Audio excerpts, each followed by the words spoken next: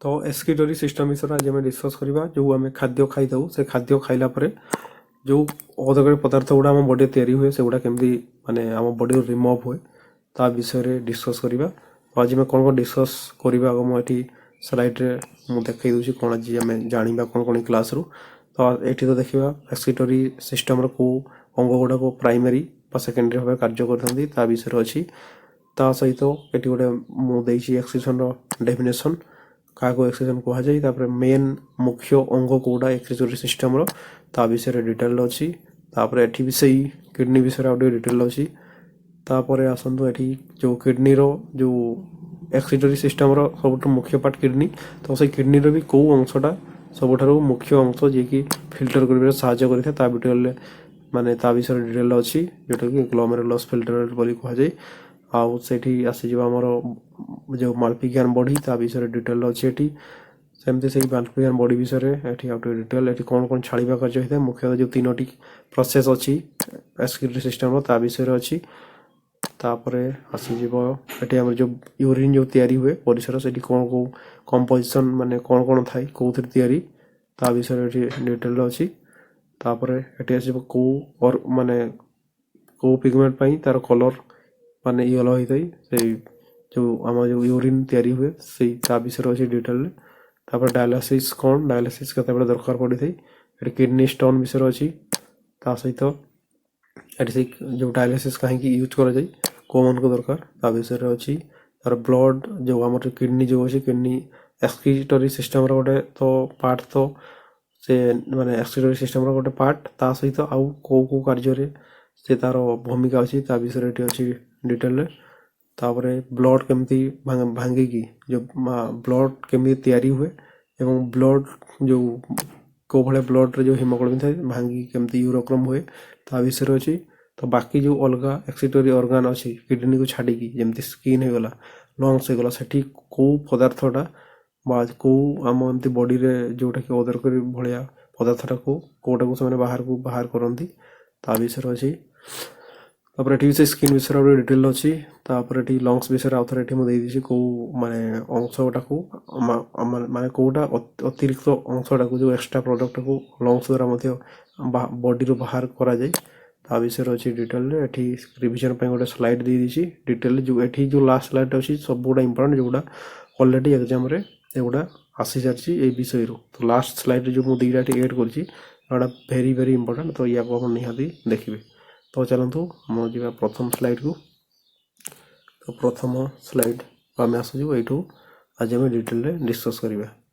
तो जब देखिए ये एक्सक्रीटरी सिस्टम मुख्य अंश है नेफ्रॉन कहुए जी कि किडनी रे थी तो एक तो किडनी किडनी हम दुईटा अच्छी दुईटा किडनी आउ से दुईटा किडनी सब जो क्षुद्रतम जो फिल्टर कार्य होता है सेटा हूँ यहाँ नेफ्रॉन से नेफ्रॉन नहीं आपको कौन ये माल्पिगियन बॉडी जो glomerulus Bowman's capsule loop of final ये सब देखा मिले ये कलेक्टिंग डक्ट ता विषय डिटेल अच्छी क्वेश्चन देखिए ये एसएससी होगा ओएसएससी और ट्रिपल एसएसबी आरआई तापर पुलिस रेलवे ये सब यहाँ रिपीटेडली ये क्वेश्चन यही टॉपिक रू देखा मिले। तो आम शरीर रक्त किपर सफा हुए ता विषय ही अच्छी माने जो फिल्टर केमती हुए। तो जो मैंने नुआ आसछंती समस्त को स्वागत करुँची। तो आम जो बायोलॉजी क्लास चलती है कंटिन्यू करूँ। तो देखो ये गला जोटा माने what is excretion the removal of nitrogenous substance form during metabolic process जो मेटाबॉलिक प्रोसेस सब प्रोसेस कहवा तो बॉडी रे जहाँ भी सब जैविक क्रिया सब हो जो क्रिया कौन जो मुझे मेटाबॉलिज्म प्रोसेस होची दुईटा प्रोसेस समाहार अनाबॉलिज्म और काटाबॉलिज्म दुईटा प्रोसेस समाहार को मेटाबॉलिज्म। तो से मेटाबॉलिक प्रोसेस रे जहाँ भी सब माने अदरकारी पदार्थ तैयारी होची अधिकांश अच्छी कौटा जो नाइट्रोजनियस सब्सटेंस जोटा तो ताकू केमती रिमूव कराइबो ता विषय पढ़ा जाए होची एक्सक्रीटरी सिस्टम। एक्सक्रीटरी सिस्टम जो प्राइमरी अंग देखिए से होची किडनी किडनी तापर पर स्किन मध्य किसी परिमाण रे सहायता करे हम एक्सक्रीटरी जो प्रोडक्ट गुड़ा अच्छी एक्सट्रा माने एक्सट्रा प्रोडक्ट गुड़ा जोड़ा हम बॉडी पाई माने वेस्ट भाया से गुड़ा बाहर कर साहय करे लंग्स किसी परिमाण साहय करते आउ लिवर। तो ता विषय क्वेश्चन देखिए कोटे भी आसी question identify the primary excretory organ in human भितर कौटा प्राइमरी अंग कौटा एक्सक्रीटरी सिस्टम किडनी होगा प्राइमरी। तो ये कौन होता है जो removal of metabolic nitrogenous substance को बाहर कर साहय करे। तो चलते हम नेक्स्ट को ଏଠି ଯେମିତି ଗୋଟେ ଫ୍ୟାକ୍ଟ୍ରି ଦେଖିଦେବେ, ଏଠି କିଡ଼ନୀକୁ ଗୋଟେ ମୁଁ ଫ୍ୟାକ୍ଟ୍ରି ସହିତ ତୁଳନା କରୁଛି, କାରଣ ଫ୍ୟାକ୍ଟ୍ରି ଦେଖିଦେବେ ଗୋଟେ ଗୋଟେ ତ ଯେଉଁଗୁଡ଼ା ଦରକାରୀ ପଦାର୍ଥ ଇମ୍ପୋର୍ଟାଣ୍ଟ ପ୍ରଡ଼କ୍ଟ ତିଆରି ହୁଏ, ଆଉ କିଛି ଯେଉଁ ଅଦରକାରୀ ପଦାର୍ଥ ତିଆରି ହୁଏ, ଯେହେତୁ କଳକାରଖାନାକୁ ଦେଖିଥିବେ ସେଗୁଡ଼ା ବାହାରକୁ ଚାଲିଯାଏ, ଯେଉଁଟା ଅଦରକାରୀ ପଦାର୍ଥ। ଅଦରକାରୀ ପଦାର୍ଥ ମାନଙ୍କୁ ଯିଏ ବାହାର କରେ ଆମ ବଡ଼ିରେ ସେ ହେଉଛି କିଡ଼ନୀ। କିଡ଼ନୀ ଯେତେ ସବୁ ୱେଷ୍ଟ ପ୍ରଡ଼କ୍ଟ ଅଛି ଆମ ବଡ଼ିକୁ ସେଗୁଡ଼ା ବାହାର କରିବାରେ ସାହାଯ୍ୟ କରିଥାଏ। କିନ୍ତୁ ମୁଁ ଏଠି ସେଇ ଡେଫିନେସନ୍ ଯେଉଁଟା ପୂର୍ବରୁ ଥିଲା ସେଇଠି ଏଠି ଲେଖା ହେଇଛି, ଏଇଟା ବାସ୍ ଆପଣ ପଢ଼ି ନେଇଯିବେ। ବେଶୀ ହେଉଛି ଆମ ବଡ଼ି ଯେଉଁ ନାଇଟ୍ରୋଜେନସ୍ ପ୍ରଡ଼କ୍ଟ ଯେଉଁଟା ତିଆରି ହୁଏ, ଯେଉଁଟାକି ଆମ ବଡ଼ି ପାଇଁ ଅଦରକାରୀ, ତାକୁ ବାହାର କରିବାର କାମ କିଏ କରିଥାଏ? କିଡ଼ନୀ କରିଥାଏ। ଏଇ ପ୍ରୋସେସଟାକୁ ହିଁ ଯେଉଁ ପ୍ରୋସେସରେ ସେ ନାଇଟ୍ରୋଜେନସ୍ ବେସ୍ ଆଉ ୱେଷ୍ଟ ପ୍ରଡ଼କ୍ଟ ବାହାର କରାଯାଏ, ସେ ପ୍ରୋସେସଟାକୁ କୁହାଯାଏ ଏକ୍ସକ୍ରିଟୋରୀ ସିଷ୍ଟମ୍। ଏଠି ଯେମିତି କ୍ୱେଶ୍ଚନ୍ କୋଉ ଟାଇପ୍ର ଆସିଥିଲା ଏଠି ମୁଁ ମେନସନ୍ କରିଦେଇଛି ରେଲୱେ ଏନ୍ଟିପିସିରେ। Definition matching for excretion and versus secretion. Excretion ଆଉ ସିକ୍ରେସନ୍ ମଧ୍ୟରେ ପାର୍ଥକ୍ୟ ଥିଲା ଭଳିଆ ସେଇ ଟାଇପ୍ର କ୍ୱେଶ୍ଚନ୍ ଏଠି ଗୋଟେ ଏନ୍ଟିପିସିରେ ଦେଖିବାକୁ ମିଳିଥିଲା। ଏକ୍ସକ୍ରିସନ୍ ଆଉ ସିକ୍ରେସନ୍ ମଧ୍ୟରେ ପାର୍ଥକ୍ୟ କ'ଣ, ତା ବିଷୟରେ ତା ଉପରେ ଏଠି କ୍ୱେଶ୍ଚନ୍ ଆସିଥିଲା। ତାପରେ ଏଠି ତ କହିଲି ନାଇଟ୍ରୋଜେନ୍ ବେସ୍କୁ ବାହାର କରିବାରେ ସାହାଯ୍ୟ କରେ। ଏଠି ଆସିଲା କିଡ଼ନୀ। ଆଗ ଏଠି ଦେଖନ୍ତୁ କିଡ଼ନୀର ଲେନ୍ଥ କେତେ ହେବ? କିଡ଼ନୀର ଲେନ୍ଥ ହେଲା 10ରୁ 12 ସେଣ୍ଟିମିଟର। ତାର ୱିଡ୍ ଯଦି ଦେଖିବେ ଓସାର 5ରୁ 7 ସେଣ୍ଟିମିଟର। ଯଦି ଥିକନେସ୍ ଦେଖିବେ ତାର ମୋଟେଇ ହେଲେ 2ରୁ 3 ସେଣ୍ଟିମିଟର ହେଇଥାଏ। ଆଉ ଯଦି ଓଜନ ପାଖାପାଖି 120ରୁ 170 ଗ୍ରାମ ବା ଆଭରେଜ ଆପଣ କହିପାରିବେ 140 ଗ୍ରାମ। ଆଉ ଏଇଟା କେଉଁ ୟାର ସେପ୍ ଯଦି ଦେଖିବେ, ୟାକୁ ସେପ୍ଟାକୁ କମେଣ୍ଟ କରନ୍ତୁ। ଅଲରେଡ଼ି ୟାର ସେପ୍ଟା ଏଠି ଦେଖାଯାଉଛି, ଆଉ ଯେଉଁ ତାର ଆକାର ଯେମିତି ଏଇଭଳିଆ ସେପ୍ର ଗୋଟେ ମଞ୍ଜି ଅଛି, ସେ ମଞ୍ଜିଟାକୁ କ'ଣ କହୁଛି ଆପଣ କମେଣ୍ଟ କରନ୍ତୁ। ସେତିକି ତ ଆପଣ କରିପାରିବେ। ତ ଏହାର ସେପ୍ଟାକୁ ଆପଣ କମେଣ୍ଟ କରନ୍ତୁ। ଏଠି ମୁଁ କହିଦେଉଛି କେଉଁ ପାର୍ଟ, ଏଠି ମୁଖ୍ୟ ପାର୍ଟ ଗୁଡ଼ା ମାନେ କିଡ଼ନୀ ସହିତ ସଂଯୋଗ କରାଯାଇଛି। ଗୋଟେ ହେଲା ରେନାଲ୍ ଆର୍ଟେରୀ, ଆଉ ଗୋଟେ ଏଠି ମନେ ରଖିବା ରେନାଲ୍ ୱାର୍ଡ଼ଟା ସେତେବେଳେ ୟୁଜ୍ କରାଯାଏ ଯେତେବେଳେ କିଡ଼ନୀ ସମ୍ବନ୍ଧିତ କୌଣସି ମାନେ ନାମ ଲେଖାଯାଏ ବା ତାର ରିଲେଟେଡ୍, ଯେତେବେଳେ କିଡ଼ନୀ ରିଲେଟେଡ୍ କୌଣସି ଏଠି କିଛି ମାନେ ଲେଖାଯିବ ବା କୁହାଯିବ, ସେଇଟା ରେନାଲ୍ ୱାର୍ଡ଼ଟା ଲାଗିଥାଏ। ଯେମିତି ଫୁସ୍ଫୁସ୍ ବିଷୟରେ କୁହାଗଲେ ସେ ପୁଲମୋନାରୀ ୱାର୍ଡ଼ଟା ଲାଗେ, ପୁଲମୋନାରୀ ଆର୍ଟେରୀ, ପୁଲମୋନାରୀ ଭେନ୍, ଯେଉଁ ଭେନ୍ ବା ଆର୍ଟେରୀ ହାର୍ଟରୁ ଫୁସ୍ଫୁସ୍କୁ ଯାଇଥାଏ ପୁଲମୋନାରୀ ୱାର୍ଡ଼ଟା ଲାଗିଥାଏ। ଯେମିତି ଆସିଗଲା ହାର୍ଟ ବିଷୟରେ ପଢ଼ିଲେ କାର୍ଡ଼ିଆକ୍ ୱାର୍ଡ଼ଟା ଲାଗିଥାଏ। ତ ଫୁସ୍ଫୁସ୍ ବିଷୟରେ ଲାଗିଥିଲେ ପୁଲମୋନାରୀ ୱାର୍ଡ଼ଟା ଲାଗେ, ହାର୍ଟ ବିଷୟରେ ହେଲେ କାର୍ଡ଼ିଆକ୍। ତାପରେ ଏଠି ହେଲା ଯେତେବେଳେ କିଡ଼ନୀ ବିଷୟରେ ପଢ଼େ ତାର ସମ୍ବନ୍ଧିତ କୌଣସି ୱାର୍ଡ଼ କିମ୍ବା ତା ବିଷୟରେ ଡିସ୍କସ୍ କରାଯାଉଥିଲା, ରେନାଲ୍ ୱାର୍ଡ଼ଟା ଲାଗେ। ତ ରେନାଲ୍ ଲାଗିଛି ମାନେ ଜାଣିପାରିବେ କିଡ଼ନୀ ବିଷୟରେ କୁହାଯାଉଛି। ତ ରେନାଲ୍ ଆର୍ଟେରୀ କହିବାର ତ ଆର୍ଟେରୀ ମାନେ ଧମନୀ, ସେଇ ଯେଉଁ ଧମନୀ ଦେଇକି ରକ୍ତ କିଡ଼ନୀକୁ ଆସିଥାଏ ତାକୁ ରେନାଲ୍ ଆର୍ଟେରୀ ବୋଲି କୁହାଯାଏ, ଯେଉଁଠି କ'ଣ ବ୍ଲଡ଼ଟି କ'ଣ ଆସୁଛି। ଆଉ ଏଠି କ'ଣ ଡାଟି ବ୍ଲଡ଼ କହିବାର ଅର୍ଥ ପ୍ରତ୍ୟେକ କୋଷରେ, ମୁଁ କହୁଛି ରକ୍ତ ପ୍ରତ୍ୟେକ କୋଷକୁ ଯାଏ, ପ୍ରତ୍ୟେକ କୋଷରୁ ସେ ଅଦରକାରୀ ପଦାର୍ଥ ଗୁଡ଼ା ଦେଇଦିଏ। ଯେମିତି ଖାଦ୍ୟ ପଦାର୍ଥ ହେଇଗଲା, glucose, amino acid, fatty acid ଦେଇଦିଏ, ଅକ୍ସିଜେନ୍ ଦେଇଦେବ। ତା ସହିତ ସେଇ କୋଷରେ ଯେତିକି ବି ତିଆରି ହେଇଥିବ ଅଦରକାରୀ ପଦାର୍ଥ ସେମାନଙ୍କୁ ଆଣିକି ଆସିଯିବ କେଉଁଠି? କିଡ଼ନୀକୁ। କିଡ଼ନୀରେ ଏଠି ନା ଫିଲ୍ଟର ହେବା କାର୍ଯ୍ୟ ହେବ। ଫିଲ୍ଟର ହେଲା ପରେ ଯେତିକି ସବୁ ଅଦରକାରୀ ପଦାର୍ଥ ବାହାରିବ ତାକୁ ପୁଣି ଥରେ କେଉଁଠି ରେନାଲ୍ ଭେନ୍ ଦେଇକି ସେ ରକ୍ତ ପଳେଇଯିବ କୋଉଠି? ହାର୍ଟକୁ ଗଲା ପରେ ପୁଣି ଥରେ ଆମ ପ୍ରତ୍ୟେକ ଅଙ୍ଗ ପ୍ରତ୍ୟଙ୍ଗକୁ କ'ଣ ସେଟା ଡିଷ୍ଟ୍ରିବ୍ୟୁଟ୍ ହେବ। ତାପରେ ଏଠି ଯେଉଁ ଫିଲ୍ଟର ହେଇଯିବ ଯେଉଁ ୱେଷ୍ଟ ପ୍ରଡ଼କ୍ଟ ଗୁଡ଼ା, ଏଠି ଯେଉଁ ୱେଷ୍ଟ ପ୍ରଡ଼କ୍ଟ ଗୁଡ଼ା ଏଠି ମାନେ ବାହାର ମାନେ ଛାଣି ହେଇଯିବ, ସେଗୁଡ଼ା ଏଠି ଯେଉଁ ଆମର ୟୁରେଟର ଅଛି, ସେ ୟୁରେଟର ଦେଇକି ଆସିଯିବ ଏଠି ୟୁରିନାରୀ ବ୍ଲାଡରକୁ, ଏଠି ଦେଇକି ଷ୍ଟୋର ହେଇକି ରହିଯିବ। ତ ଏଠି ବି ବେଳେବେଳେ କ୍ୱେଶ୍ଚନ୍ ଆସେ ଆମକୁ କାହିଁକି, ଯେହେତୁ କିଡ଼ନୀ ସବୁବେଳେ ଫିଲ୍ଟର କାମଟା କରୁଛି, ଫିଲ୍ଟର କାମ କରୁଛି ମାନେ ସବୁବେଳେ କିଛି ନା କିଛି ଅଦରକାରୀ ପଦାର୍ଥ ବାହାରୁଛି।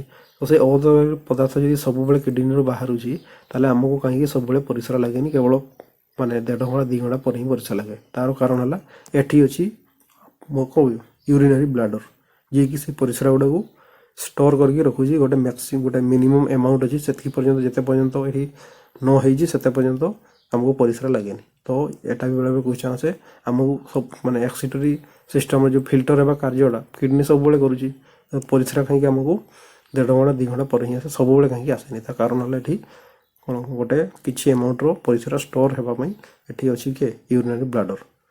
ତ ୟାକୁ ବି ମନେ ରଖିବେ। ଆଉ ଯେଉଁ ପାଇପ୍ ଦେଇକି କିଡ଼ନୀରୁ ୟୁରିନାରୀ ବ୍ଲାଡରକୁ ଯେଉଁ ୟୁରିନ୍ ଆସେ ତାକୁ କୁହାଯାଏ ଏଇଟା ୟୁରେଟର ବୋଲି କୁହାଯାଏ, ଯିଏକି ୱେଷ୍ଟ ଏକ୍ଜିଟ୍ ପାଥ୍, ଯେଉଁ କିଡ଼ନୀରୁ ଅଦରକାରୀ ପଦାର୍ଥ ଗୁଡ଼ା ଆସିକି ଏଠି କେଉଁଠି ମାନେ ୟୁରିନାରୀ ବ୍ଲାଡରରେ ଷ୍ଟୋର ହେଇକି ରହେ। ଆଉ ଏଠି ଯେଉଁ ୟୁରିନାରୀ ବ୍ଲାଡର ଷ୍ଟୋର ହେଲା ପରେ ଯେତେବେଳେ ଆମକୁ ପରିସ୍ରା ଲାଗେ, ଯେତେବେଳେ ଅଧିକ ମାନେ ୟୁରିନ୍ ଷ୍ଟୋର ହେଇଯିବ, କୁଆଡ଼େ ପଡ଼ିଲା ସ୍ଲାଇଡ୍, ଏଠି ଯିବ ଅଧିକ ୟୁରିନ୍ ଯେତେବେଳେ ଏଠି ଷ୍ଟୋର ହେଇଯିବ ଏଠି, ସେତେବେଳେ ଏଠି ଗୋଟେ ପ୍ରେସର ପଡ଼େ, ଯେଉଁ ଆମର ଯେଉଁ ୟୁରେଥ୍ରା ଅଛି, ପ୍ରେସର ଯେମିତି ପଡ଼ିବ ସେତେବେଳେ ଆମକୁ କ'ଣ ଫିଲ୍ ହେବ ଯେମିତି ଆମେ ଯେମିତି କ'ଣ ପରିସ୍ରା କରିବା ବୋଲି ସେତେବେଳେ ୟୁରେଥ୍ରା ଦେଇକି ପରିସ୍ରା ବାହାରିକି ଯାଏ। ତ ୟୁରେଥ୍ରା ଦେଇକି ହେଉଛି ପରିସ୍ରା ବାହାରିକି ଯାଏ।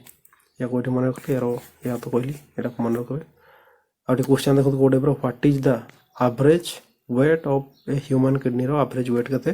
120 ରୁ 170 ଗ୍ରାମ ବା ଆଭରେଜ୍ 140 ଗ୍ରାମ ବୋଲି ୟାକୁ ମନେ ରଖିବେ। ତାପରେ ଆସନ୍ତୁ ନେକ୍ସଟ, ଏଠି ସେଇ କିଡ଼ନୀ ବିଷୟରେ ହିଁ ଦେଇଛି। ଏଠି ହେଲା ରେନାଲ ଆର୍ଟେରୀ ଆସିଲା, ଗୋଟେ ପଟେ ରକ୍ତ ଯାଉଛି, ଆଉ ଗୋଟେରୁ ରକ୍ତ ବାହାରୁଛି, ଯେମିତି ନୀଳ କଲର ଯେଉଁଟା ରକ୍ତବାହୀ ନଳୀ, ସେଠି ରକ୍ତ ଆସିଲା, ପୁଣି ଏଠି ଫିଲ୍ଟର ହେଲା, ଫିଲ୍ଟର ହେଇକି ପୁଣି ଥରେ ପିଓର ବ୍ଲଡ଼ଟା ଏ ନାଲି କଲର ଅଛି ଧମନୀ ରେନାଲ ଭେନ୍ ଦେଇକି ବ୍ଲଡ଼ଟା ପୁଣି ଥରେ ପଡ଼ିଯିବ। ତାପରେ ଏଠି ଯେଉଁଗୁଡ଼ା ଛାଣିଯିବ ଅଦରକାରୀ ପଦାର୍ଥ, ଏଇଟା ଯେଉଁ ୟୁରେଟର ଦେଇକି ପଳେଇ ଆସିବ ଗୋଟେ ୟୁରିନାରୀ ବ୍ଲାଡରକୁ, ଏଠି ଦେଇକି ଷ୍ଟୋର ହେଇକି ରହିବ। ଯେତେବେଳେ ଗୋଟେ ମିନିମମ୍ ଆମାଉଣ୍ଟ ହେଇଯିବ, ଏଠି ଗୋଟେ ପ୍ରେସର ପଡ଼ିବ ୟୁରେଥ୍ରାରେ, ଦେଇକି ଆମକୁ ପରିସ୍ରା ଲାଗେ, ଆଉ ପରିସ୍ରା କଲେ ୟୁରେଥ୍ରା ଦେଇକି ସେଟା ବାହାରିଯାଏ। ତାପରେ ଏଠି ଏଟା ତ କହିଲି, ସେଇଟା ହିଁ ଲେଖା ହେଇଛି, ଏଟା ବାସ୍ ଆପଣ ସ୍କ୍ରିନସଟ୍ ନେବେ, ସେଇ ବିଷୟରେ ଅଛି। ଆଉ ୟାକୁ ଏଠି ମାନେ ପାଖାପାଖି 180 ଲିଟର ପାଖାପାଖି ପ୍ରତିଦିନରେ, ପ୍ରତ୍ୟେକ ଦିନ 180 ଲିଟର ବ୍ଲଡ଼ ମାନେ କିଡ଼ନୀ ଛାଣିଥାଏ, ଫିଲ୍ଟର କରିଥାଏ। ୟାକୁ ଏଠି ମନେ କରିବେ 180 ଲିଟରକୁ। ଏଠି ଦେବେ question, what is the average, ଏଟା ତ ସେଇଟା ହିଁ ଦେଇଛି ପୂର୍ବ ସ୍ଲାଇଡ଼୍ ଯେଉଁଟା ଥିଲା। ୟାକୁ ମାନେ ସ୍କ୍ରିନସଟ୍ ନେବେ, ଆଉ ଟିକେ ମାନେ ମନେ ରଖିବା ପାଇଁ ବା ରିଭିଜନ୍ କରିବା ପାଇଁ ସାହାଯ୍ୟ ହେବ। ତାପରେ ଏଠି ଆସିଯିବ ଯେଉଁ କିଡ଼ନୀରେ ଅଛି ଯେଉଁଟା ମୁଖ୍ୟ ଅଂଶ, ଯେଉଁ କୁହାଯାଏ ନେଫ୍ରନ୍। ନେଫ୍ରନ୍ ହେଉଛି ଯିଏକି ମୁଖ୍ୟ ଯେଉଁ ଛାଣିବା କାର୍ଯ୍ୟଟା ହେଇଥାଏ, ସେଇଟା ନେଫ୍ରନ୍ରେ ହେଇଥାଏ। ତ ନେଫ୍ରନ୍ ଏମିତି ବହୁତଗୁଡ଼ା ନେଫ୍ରନ୍ ଅଛି କେଉଁଠି କିଡ଼ନୀରେ, ବହୁତଗୁଡ଼ା ନେଫ୍ରନ୍ ଅଛି। ସେ ନେଫ୍ରନ୍ ମାନେ ହିଁ ଛାଣିବା କାର୍ଯ୍ୟଟା କରିଥାନ୍ତି। ଏଠି ଦେଖିବେ the nephron is the structural and functional smallest unit of the kidney. କିଡ଼ନୀର ଯେଉଁ କ୍ଷୁଦ୍ରତମ ବା କାର୍ଯ୍ୟାତ୍ମକ ଆଉ ଯିଏକି ମୁଖ୍ୟ କାର୍ଯ୍ୟ ଯିଏ କରିଥାଏ, କାର୍ଯ୍ୟାତ୍ମକ ଏକକ କାହାକୁ କୁହାଯାଏ? ନେଫ୍ରନ୍କୁ କୁହାଯାଏ। ପାଖାପାଖି 180 ଲିଟର ବ୍ଲଡ଼ ପ୍ୟୁରିଫାଇ ତେଣୁ କ'ଣ ଫିଲ୍ଟର ହେଇଥାଏ। ଏଠି ତ କ୍ୱେଶ୍ଚନ୍ କୋଉଠି ଆସେ, what is the basic functional unit of the kidney? Nephron ହେଇଗଲା। ୟାକୁ ଏଠି ଦେଖବେ, ନେଫ୍ରନ୍କୁ ମନେ ରଖିବେ ଏଠି। ତାପରେ ତ ନେକ୍ସଟକୁ ଆଉ ସେଇ କିଡ଼ନୀ ବିଷୟରେ ଦେଇଛି। କିଡ଼ନୀରେ ମୁଁ କହୁଛି ଏଠି ବହୁତ ଗୁଡ଼ା କ'ଣ ଅଛି, ନେଫ୍ରନ୍ ଅଛି। ସେଇ ନେଫ୍ରନ୍ ଭିତରୁ ଏଇଟା ଗୋଟେ ନେଫ୍ରନ୍, ଏଇଟା ଗୋଟେ କ'ଣ ଜୁମ୍ କରିକି ଯେଉଁ ଦେଇଦେଇଛି ଆଉ ଗୋଟେ ଡିଟେଲ୍ ଜାଣିବା ପାଇଁ। ଯଦି ଏଠି ଦେଖିବେ, ୟାକୁ ତ କୁହାଯାଏ, ଏଠି ନାଁ ଗୁଡ଼ାକ ମନେ ରଖନ୍ତୁ। ଏଠି ୟାକୁ ଯେଉଁ ଏଠି ଏପଟେ ଗୋଟେ କ'ଣ ଗଲା, ଇଏ ହେଲା ଆର୍ଟେରିଅଲ୍ ଗଲା ଧମନୀ ଭିତରକୁ ଯେମିତି ଯାଉଛି, ଏଠି ବହୁତ ଛୋଟ ଛୋଟ ରକ୍ତବାହୀ ନଳୀରେ ପରିଣତ ହେଇଛି, ଯେଉଁ ଗ୍ଲୋମେରୁଲସ୍ ବୋଲି କୁହାଯାଏ। ଆଉ ସେଇ ଗ୍ଲୋମେରୁଲସ୍କୁ ଯିଏ ଏବେ ଚାରିପଟେ କଭର କରି ରଖି ଯେଉଁ ଗିନା ଭଳିଆ ଦେଖାଯାଉଛି, ଦେଖନ୍ତୁ ତାଟିଆ ଭଳିଆ, ୟାକୁ କୁହାଯାଏ ହେଉଛି ବାଉମେନ୍ସ କ୍ୟାପସୁଲ୍। ଏଇଟା କୁଆଡ଼େ ଗଲା କି, ବାଉମେନ୍ସ କ୍ୟାପସୁଲ୍, ହଁ ଏଇଟା ବାଉମେନ୍ସ କ୍ୟାପସୁଲ୍ ୟାକୁ କୁହାଯାଏ। ଆଉ ଯଦି ବେଳେବେଳେ କ୍ୱେଶ୍ଚନ୍ ଆସେ, ବାଉମେନ୍ସ କ୍ୟାପସୁଲ୍ ଆଉ ମାଲ୍ପିଘିଆନ୍ ବଡି ଦୁଇଟାକୁ ମିଶେଇକି ତାକୁ ଗୋଟିଏ ଗୋଟିଏ ନାଁରେ ଯଦି କୁହାଯିବ, ତାକୁ କ'ଣ କୁହାଯାଏ? ତାକୁ କୁହାଯାଏ ମାଲ୍ପିଘିଆନ୍ ବଡି ବୋଲି କୁହାଯାଏ। ତାକୁ ବି ମନେ ରଖିବା। ନେକ୍ସଟ ସ୍ଲାଇଡ଼୍ରେ ଅଛି, ଜାଣିବାକୁ ମାଲ୍ପିଘିଆନ୍ ବଡି କୁହାଯାଏ। ଆଉ ଏପଟୁ ଛାଣି ହେଲା ପରେ ଏଇ ପାଇପ୍ ଦେଇକି ଯେଉଁ ୟେଲୋ କଲର ଯେଉଁ ପାଇପ୍ଟା ଆସିଛି, ଏମିତି ଯେଉଁ ତଳକୁ ଆସିଲା, ଏଠି ଝୁଲିକି ପୁଣି ଥରେ ଉପରକୁ ଉଠିଯାଇଛି। ଏଟା ୟୁ ସେପ୍ର, ଏଇଟା ଦେଖୁଥିବେ ଯେଉଁ ୟୁ ସେପ୍ର ଆସିଛି, ଏଇ ସେପ୍ଟାକୁ ୟାକୁ କ'ଣ କୁହାଯାଏ? ଲୁପ୍ ଅଫ୍ ହ୍ୟାନେଲ୍ ବୋଲି କୁହାଯାଏ, ବା ଲୁପ୍ ଅଫ୍ ହ୍ୟାନେଲ୍ ବୋଲି କୁହାଯାଏ। ଏଠି ରକ୍ତ ଆସିବ, ପୁଣି ଥରେ ଉପରକୁ ଆସିକି ଏପଟୁ ଯାଇକି ପୁଣି ଚାଲିଯିବ କଲେକ୍ଟିଂ ଡକ୍। ଏଇ କଲେକ୍ଟିଂ ଡକ୍ ଯେଉଁ ରକ୍ତ ଯାହା ସବୁ ଏଠି ଛାଣି ହେଲା, ହଁ ଏଠି କ'ଣ ରକ୍ତ କହିଲି ନା, ସରି ରକ୍ତ ନୁହଁ ତ, ଯେଉଁଗୁଡ଼ା ଏଠି ଛାଣି ହେବ, ଯେଉଁଠି ଛାଣି ହେଇଥିବ, ସେଇଗୁଡ଼ା ଏଠି ଯେଉଁ ଅଦରକାରୀ ପଦାର୍ଥ ଗୁଡ଼ା ଏଠି ଆସିବ ଏଇ ଲୁପ୍ ଅଫ୍ ହ୍ୟାନେଲ୍ ଦେଇକି। ସେଇ ଅଦରକାରୀ ପଦାର୍ଥ ଗୁଡ଼ା ଆସିକି ପୁଣି ଥରେ ଏଠି ଚାଲିଯିବ ଗୋଟେ କଲେକ୍ଟିଂ ଡକ୍ଟକୁ ଚାଲିଯିବ। ଆଉ ଏଠି ଯେଉଁ ଛୋଟ ଡାଳ ଗୁଡ଼ା କଟା ହେଇଛି ଭଳିଆ ଯେଉଁ ଦେଖାଯାଉଛି, ଦେଖୁଥିବେ ଡାଳ କଟା ହେଇଛି ଭଳିଆ ଦେଖାଯାଉଛି, ୟାର ଅର୍ଥ ଏଠି ଯେତେ ଗୁଡ଼ା ବି ଏମିତି ଯେଉଁ କଟା ହେଇଥିବା ଡାଳ ଭଳିଆ ଦେଖାଯାଉଛି, ଏଇଭଳିଆ ବହୁତ ଗୁଡ଼ା ନେଫ୍ରନ୍ ଅଛି। ସେଇ ନେଫ୍ରନ୍ର ଯେଉଁ ଲୁପ୍ ଅଫ୍ ହ୍ୟାନେଲ୍, ଏଇଭଳିଆ ଯେଉଁ ଅଦରକାରୀ ପଦାର୍ଥ ଗୁଡ଼ା ଯେଉଁ ପାଇପ୍ ଦେଇକି ଆସିଛି, ଏଇଭଳିଆ ପାଇପ୍ ଏଠି ଆସିକି କନେକ୍ଟ ହେଇଥିବ। ଏମିତି ଯେତେ ଗୁଡ଼ା ବି ଏଠି ଦେଖୁଛନ୍ତି, ଏଇ କଟା ହେଇଥିବା ଡାଳ ଭଳିଆ ଦେଖାଯାଉଛି, ଏଇଟା ସବୁଠି ଏଠି ନେଫ୍ରନ୍ ଗୋଟେ ଗୋଟେ କ'ଣ ସଂଯୋଗ ହେଇଥାଏ। ଆଉ ସେଇପଟୁ ଅଦରକାରୀ ପଦାର୍ଥ ଗୁଡ଼ା ଆସିକି କଲେକ୍ଟିଂ ଡକ୍ଟ ଦେଇକି ଯେଉଁ ଏଠି ଯେଉଁ ୟୁରିନାରୀ ଯେଉଁ ୟୁରେଟର ଅଛି, ୟୁରେଟର ଦେଇକି ୟୁରିନାରୀ ବ୍ଲାଡରକୁ ଯାଇଥାଏ। ତ କଲେକ୍ଟିଂ ଡକ୍ଟ ହେଲା, ସେ ବହୁତ ଗୁଡ଼ା ନେଫ୍ରନ୍କୁ ସଂଯୋଗ କରାଯାଇଛି କାହା ସହିତ? କଲେକ୍ଟିଂ ଡକ୍ଟ ସହିତ, ଯିଏକି କଲେକ୍ଟିଂ ଡକ୍ଟ ଅଦରକାରୀ ପଦାର୍ଥ ଗୁଡ଼ା ଆଣିକି ପହଞ୍ଚେ ଏଠି ଯେଉଁ ୟୁରେଟର ଦେଇକି ସେଇଟା ଷ୍ଟୋର ହେଇଯାଏ ୟୁରିନାରୀ ବ୍ଲାଡରରେ। ତ ଏଠି କ୍ୱେଶ୍ଚନ୍ କୋଉଠି ଆସେ ଦେଖନ୍ତୁ। या तो ଏଠି କହିଲି ନେଫ୍ରନ୍କୁ ଷ୍ଟ୍ରକ୍ଚରାଲ୍ ଆଣ୍ଡ ଫଙ୍କସନାଲ୍ ୟୁନିଟ୍ କୁହାଯାଏ। ତାପରେ ଏହା ତ ପାର୍ଟ ଗୁଡ଼ା କହିଦେଲି, ଆଉ ଗ୍ଲୋମେରୁଲସ୍, ଏଠି ବାଉମେନ୍ସ କ୍ୟାପସୁଲ୍, ଦୁଇଟା ପାର୍ଟକୁ ମିଶେଇକି ମାଲ୍ପିଘିଆନ୍ ବଡି, ଇଏ ହେଲା କଲେକ୍ଟିଂ ଡକ୍ଟ। ୟାକୁ ଯେଉଁଟା ୟୁ ସେପ୍ର ଦେଖୁଛନ୍ତି, ଏଇଟା କୁହାଯାଏ ଲୁପ୍ ଅଫ୍ ହ୍ୟାନେଲ୍। ଆଉ ୟାକୁ ଦେଖନ୍ତୁ, ଇଏ ଯେମିତି ତଳ ପଟେ ଏମିତି ଝୁଲି ଆସିଛି, ୟାକୁ ପୁଣି ଦେଖ ସେଇ ରକ୍ତ ଶିରା ପରିସ୍ରା ଗୁଡ଼ା କ'ଣ, ଯେଉଁ ରକ୍ତବାହୀ ନଳୀ ଗୁଡ଼ା ପୁରା ଘେରିକି ରଖୁଛି ଚାରିପଟୁ। ୟାର ଘେରିବା କାରଣ ହେଲା ଯେଉଁଗୁଡ଼ା ଦରକାରୀ ପଦାର୍ଥ ସେଗୁଡ଼ା ପୁଣି ଥରେ ରିଆବଜର୍ବ ହେଇଯିବ। ରକ୍ତ ତାକୁ ପୁଣି ଥରେ ରିଆବଜର୍ବ ଅବଶୋଷଣ କରିବ, ଯେମିତି ସେଗୁଡ଼ା କ'ଣ ଆମ ଯେଉଁଗୁଡ଼ା ଦରକାରୀ ପଦାର୍ଥ ଗୁଡ଼ା ଯେଉଁଗୁଡ଼ା ଏଠି ଫିଲ୍ଟର ହେଇକି ଚାଲିଯାଇଥିବ ଏଠି ଲୁପୋଫେନେଲ୍କୁ, ସେଗୁଡ଼ା ଯେମିତି ପୁଣି ଥରେ ଅବଶୋଷଣ ହେଇକି ପୁଣି ଥରେ ଆମ ବଡ଼ିରେ ଯେମିତି ଷ୍ଟୋର୍ ହେଇକି ରହିଯିବ, ଯେମିତି ଦରକାରୀ ପଦାର୍ଥ ଗୁଡ଼ିକ ଯେମିତି ଆମ ବଡ଼ିରେ ସର୍ଟ ନ ହୁଏ। ଆଉ ଯେଉଁଗୁଡ଼ା ୟୁଜ୍ କରି ହେବ, ମାନେ ଯେଉଁଗୁଡ଼ା ଆମ ବଡ଼ି ପାଇଁ ଦରକାର, ଯେଉଁଗୁଡ଼ା ଫିଲ୍ଟର ହେଇଯାଇଛି, ଯେମିତି ନଷ୍ଟ ନ ହେଇଯାଇ ତାକୁ ପୁଣି ଥରେ ଆବଜର୍ବ କରିବା କାମଟା এইটি ହେଇଥାଏ। ଯେଉଁ ରକ୍ତ ମାନେ ବହୁତ ଗୁଡ଼ା ଯେଉଁ ରକ୍ତବାହୀ ନଳୀ ଗୁଡ଼ା ଏଠି ଯେଉଁ ଜାଲ ଭଳିଆ ଯାକୁ ଘେରିକି ରଖିଛି ସେଥିପାଇଁ। ତ ଏଠି କ୍ୱେଶ୍ଚନ୍ ଦେଖିବେ କୋଉଟାର କ୍ୱେଶ୍ଚନ୍ ଅଛି, what is the basic functional and smallest unit, ସେଇ ନେଫ୍ରନ୍ ବିଷୟରେ ଦେଇଛି ଏଇଟା। ତାପରେ ତ ନେକ୍ସଟକୁ ହଁ ଏଠି ହେଲେ ଗ୍ଲୋମେରୁଲସ୍ ଫିଲ୍ଟରେଟ୍ ଆଉ ବମେନ୍ସ କ୍ୟାପସୁଲ୍। ଏଠି ଯେଉଁ ମୁଁ କହୁଥିଲି ଏଇ ପାର୍ଟଟା ଏଇ ପାର୍ଟଟାକୁ ଆଉ ଟିକେ ଜୁମ୍ କରାଯାଇଛି। ଏଠି ମେନ୍ ତ ଏଇଠି ହେଉଛି ଫିଲ୍ଟର କାମଟା ହେଲା, ଫିଲ୍ଟର କାମଟା ମେନ୍ ହେବ ଏଇଠି, ତ ତାକୁ ହିଁ ଜୁମ୍ କରିକି ଦିଆଯାଇଛି। ଇଏ ହେଲା ଇଏ ମାନେ ଗ୍ଲୋମେରୁଲସ୍ ଫିଲ୍ଟରେଟ୍, ଏପଟକୁ ହେଲା ଯେଉଁ ଆଫରେଣ୍ଟ ଆର୍ଟେରିଅଲ୍। ଆର୍ଟେରିଅଲ୍ ଗୋଟେ ହେଲା ଆର୍ଟେରିର ଗୋଟିଏ ଶାଖା କହିପାରିବେ, ତାକୁ ହେଉଛି ଆର୍ଟେରିଅଲ୍ ହେଲା। ଧମନୀର ଗୋଟେ ଶାଖା, ଉପଧମନୀ କହିପାରନ୍ତି, ତାର ଗୋଟେ ଶାଖା ଏଠି ଆସେ। ସେଇ ଧମନୀଟା ପୁଣି ଥରେ ବହୁତ ଗୁଡ଼ା ଛୋଟ ଛୋଟ ରକ୍ତବାହୀ ନଳୀରେ ପରିଣତ ହେଇଯାଏ ଗୋଟେ ମାନେ ଜାଲ ଭଳିଆ। ସେଇଟା ପୁଣି ଥରେ ଯେତେବେଳେ ଏପଟେ ବାହାରେ, ପୁଣି ଥରେ ଛୋଟ ଛୋଟ ରକ୍ତବାହୀ ନଳୀ ଗୁଡ଼ା ପୁଣି ଥରେ ଏକାଠି ମିଶିକି ଗୋଟେ ପାଇପ୍ରେ ଏଠି ବାହାରିବେ।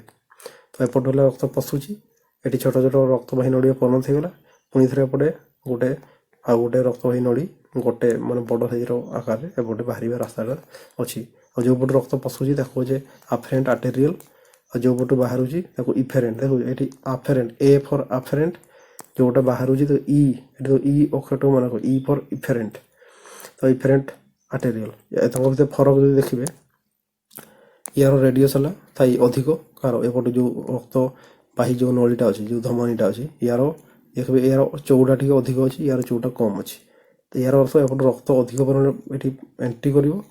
ଏଣ୍ଟ୍ରି କଲା ପରେ ଏଠି ଗୋଟେ ପ୍ରେସର ତିଆରି ହୁଏ, ଯେହେତୁ ବହୁତ ଗୁଡ଼ା ଛୋଟ ଛୋଟ ରକ୍ତବାହୀ ନଳୀ ପରିଣତ ହେଇଯାଇଛି, ଏଠି ପ୍ରେସର ତିଆରି ହେବ। ସେଇ ପ୍ରେସର ଯୋଗୁଁ ଏପଟେ ରକ୍ତ ବାହାରିଯିବ, ଆଉ ଏପଟେ ଦେଇକି ବାକି ରକ୍ତ ଏପଟେ ଦେଇକି ବାହାରିବ। ସେଥିପାଇଁ ମାନେ ୟାର ଯେଉଁ ଡାଇମିଟର ଯେଉଁ ଡିଫରେଣ୍ଟ ଅଛି, ୟାର ଡାଇମିଟର ଅଧିକ, ୟାର ଡାଇମିଟର କମ୍, ସେଇ ଡିଫରେନ୍ସ ଯୋଗୁଁ ହିଁ ଏଠି ଗୋଟେ ଚାପ ତିଆରି ହୁଏ। ସେଇ ଚାପ ଯୋଗୁଁ ଏଠି କ'ଣ ଫିଲ୍ଟର ହେବା କାର୍ଯ୍ୟଟା ହେଇଥାଏ।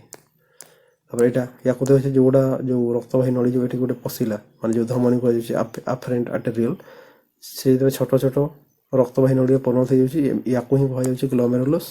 ଆଉ ସେଇ ଗ୍ଲୋମେରୁଲସ୍ରେ ଯେତେବେଳେ ବ୍ଲଡ଼ ଫ୍ଲୋ ହୁଏ, ଏଠି ଗୋଟେ ଚାପ ତିଆରି ହୁଏ। ସେ ଚାପ ଯୋଗୁଁ ହିଁ ଏଠି କ'ଣ ଯେଉଁଗୁଡ଼ା ଅଦରକାରୀ ପଦାର୍ଥ ସେଗୁଡ଼ା ଏଠି ଫିଲ୍ଟର ହେଇଯାଏ। ଆଉ ଫିଲ୍ଟର ହେଇକି କେଉଁଠିକୁ ଯାଏ, ଏଇଟା ଦେଖୁଥିବେ ଯେଉଁ ଗିନା ଭଳିଆ ଦେଖାଉଛି, ଯେଉଁ ତାଟିଆ ଭଳିଆ, এইটাକୁ ହିଁ କୁହାଯାଏ ବମେନ୍ସ କ୍ୟାପସୁଲ୍। ସେଇ ବମେନ୍ସ କ୍ୟାପସୁଲ୍କୁ ଦରକାରୀ ପଦାର୍ଥ ମାନେ ଅଦରକାରୀ ପଦାର୍ଥ ଗୁଡ଼ା ଛାଣି ହେଇକି ଚାଲିଯାଏ। ତାପରେ ଏଇଠିକୁ ଗଲା ପରେ ଏପଟେ କିଏ ଲୁପୋଫେନେଲ୍ ଅଛି ତଳପଟେ, ଏଠି ଯେଉଁ କହିଲି ଏପଟେ ଯେଉଁ ଅଛି ଏଇଠି ଛାଣି ହେଲା ପରେ ଏଇଟା ଏପଟେ ଚାଲିଯିବ ଲୁପୋଫେନେଲ୍ ହେଇକି ଚାଲିଯିବ କଲେକ୍ଟିଂ ଡକ୍ଟକୁ ହେଲା। ତ ଏଠି ସେ ଫିଲ୍ଟର ହେବା କାମଟା ଏଠି ହେଇଯିବ। ତାପରେ ତଳକୁ ଚାଲିଯିବ ଲୁପୋଫେନେଲ୍ ଦେଇକି, ସେଠି ପୁଣି ଯେଉଁଟା ଏପଟେ ଯେତେବେଳେ ଯାଉଥିବ ଏଇ ଲୁପୋଫେନେଲ୍ ଦେଇକି, ଏଠି ଯେଉଁ ଅଛି ଡାଇଗ୍ରାମଟା, ଏପଟେ ଯେଉଁ ଯାଉଥିବ, ଏଠି ଯେଉଁଗୁଡ଼ା ଆମର ଦରକାରୀ ପଦାର୍ଥ ଯେଉଁଗୁଡ଼ା ଛାଣି ହେଇଯାଇଥିବ, ତାକୁ ପୁଣି ଥରେ ଏଇ ଯେଉଁ ରକ୍ତ ଯେଉଁ ଦେଖୁଛନ୍ତି ରକ୍ତବାହୀ ନଳୀ ଗୁଡ଼ା ପୁଣି ଥରେ ଯେଉଁ ଘେରିକି ରଖିଛି ଏମାନଙ୍କୁ, ଯାହା ସବୁ ଦରକାରୀ ପଦାର୍ଥ ଏଠି ଅଛି ତାକୁ ପୁଣି ଥରେ କ'ଣ ଅବଶୋଷଣ ହେବ। ଅବଶୋଷଣ ହେଇଯିବ, ଖାଲି ଯେଉଁଗୁଡ଼ା ଯେମିତି ଅଦରକାରୀ ପଦାର୍ଥ ଯେମିତି ସେଇଗୁଡ଼ା ହିଁ ଆମ ବଡ଼ିରୁ ବାହାରେ, କିନ୍ତୁ ଯେମିତି ଦରକାରୀ ପଦାର୍ଥ ଗୁଡ଼ା ଯେମିତି ଲସ୍ ନ ହୁଏ, ସେଥିପାଇଁ ଏଠି ପୁଣି ଥରେ କ'ଣ ରିଆବଜର୍ବ କାମଟା ଏଠି ହେଇଥାଏ। ତ ଆସନ୍ତୁ ଏଠି ନେକ୍ସଟକୁ, ତ ଇଏ ଗଲା ଗ୍ଲୋମେରୁଲସ୍, ଆଉ ଇଏ ଗଲା ବମେନ୍ସ କ୍ୟାପସୁଲ୍, ଯିଏକି ଫିଲ୍ଟର ହେଲା ପରେ ୱେଷ୍ଟ ପ୍ରଡ଼କ୍ଟ ଗୋଟେ ଏଠି ଚାଲି ଆସେ। ତା ସହିତ ଆଉ ଏଇ ଦୁଇଟାକୁ ମିଶେଇକି ଗ୍ଲୋମେରୁଲସ୍ ବମେନ୍ସ କ୍ୟାପସୁଲ୍ ଦୁଇଟାକୁ ମିଶେଇକି ଏଠି ଯେମିତି ଲେଖିଛି ମାଲପିଘିଆନ୍ ବଡି ବୋଲି କୁହାଯାଏ। ଆପଣ ମନେ ରଖିବେ ଗ୍ଲୋମେରୁଲସ୍ ବମେନ୍ସ କ୍ୟାପସୁଲ୍କୁ ମିଶେଇକି ଯଦି କୁହାଯିବ, ମିଶିଲା ପରେ ସେ ଦୁଇଟା ପାର୍ଟର ଗୋଟେ କମନ୍ ନାମ ଅଛି, ତାକୁ ମାଲପିଘିଆନ୍ ବଡି ବୋଲି କୁହାଯାଏ ବା ରେନାଲ୍ କର୍ପସଲ୍ସ ବୋଲି କୁହାଯାଏ। ଏଠି ଦେଖନ୍ତୁ ତାର ମେକାନିଜିମ୍, ଯେଉଁଟା ଆଫେରେଣ୍ଟ ଆର୍ଟେରିଅଲ୍ ସେଇଟା ହେଉଛି ଟିକେ ଚଉଡ଼ା ଥାଏ, ସିଏ କ'ଣ ରକ୍ତ ନେଇକି ଆସେ ଭିତରୁ, ରକ୍ତ ଏଣ୍ଟ୍ରି ଆସିବ। ଆଉ ଯେଉଁଟା ହେଉଛି ଇଫେରେଣ୍ଟ, ଦେଖନ୍ତୁ ଆଫେରେଣ୍ଟ, ଏ ଫର୍ ଆଫେରେଣ୍ଟ, ଏଠି ଇ ଫର୍ ଇଫେରେଣ୍ଟ। ଇଫେରେଣ୍ଟ ହେଲେ ଯେଉଁଟା ରକ୍ତଟି ବାହାରିବ, ଏଠି ଯେଉଁଟା ବାହାରୁଛି।